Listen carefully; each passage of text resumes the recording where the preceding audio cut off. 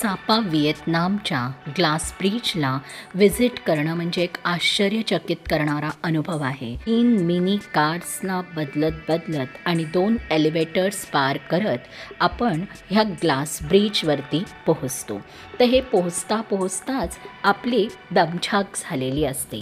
जेव्हा आपण glass bridge आणि त्याच्या परिसर पाहतो आणि ते दृश्य पाहून आपला सगळा थकवा हा गायबच होऊन जातो. सापा ग्लास ब्रिज किंवा ड्रॅगन क्लाउड ग्लास ब्रिज हा व्हिएतनाममधील सापा येथील स्थित एक अतिशय रोमांचक आणि लोकप्रिय असे पर्यटन स्थळ आहे. हा पूल ओकोहो पर्वतावर समुद्रसपाटीपासून तब्बल 2200 मीटर उंचीवर बांधण्यात आलेला आहे.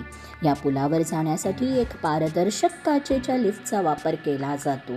ही लिफ्ट 300 मीटरपेक्षा जास्त उंच आहे आणि अशी लिफ्ट असणारा हा व्हिएतनाममधील पहिलाच प्रकल्प आहे. लिफ्टमधून बाहेर आल्यावर पर्यटकांना 50 ते 60 मीटर लांबीच्या काचेच्या पुलावर चालण्याची संधी मिळते. हा पूल खडकांपासून बाहेर हवेत लटकलेला आहे. पुलावरून चालताना खाली खोल दरी दिसते आणि आजूबाजूला फॅन्सीपेन पर्वतरांगा आणि ढगांचे विहंगम दृश्य अनुभवता येते. प्रौढांसाठी इथे 1500 ते 2000 रुपयापर्यंत तिकीट आहे. आम्ही रिअली खूप लकी होतो कारण सकाळपासून इथे ढगाळ वातावरण होतं, पण जेव्हा आम्ही ह्या ब्रिजवर होतो तर पाऊस आला नाही. ह्या ब्रिजची सुमारे लांबी 1 किलोमीटर आहे आणि त्यामध्ये वेगवेगळे टप्पे आहे. सुरुवातीचा टप्पा आहे तो जरा सोपा आहे आणि जसजसे आपण पुढे जातो तसतसं ह्या ब्रिजची उंची वाढत जाते आणि खालच्या दरीची खोली खूप वाढत जाते आणि तेव्हा काही जण ह्याच्यावरती चालायला घाबरतात. पण आमच्या ग्रुपमधलं कोणीही ह्या ब्रिजवर वॉक करायला अजिबात घाबरले नाही, कारण प्रत्येकाला ह्या ब्रिजच्या ग्लासच्या मटेरियलवरती कॉन्फिडन्स होता. आणि एंडला आम्ही ह्या ब्रिजच्या पोचलो होतो ह्या इन्फिनिटी पूलकडे.